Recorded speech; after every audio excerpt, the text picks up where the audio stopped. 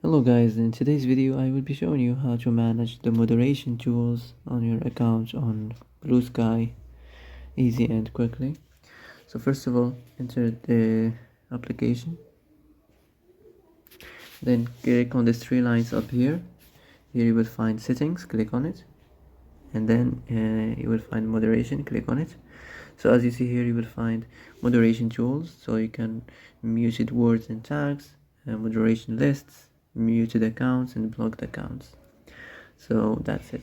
That's how to manage moderation tools as you like.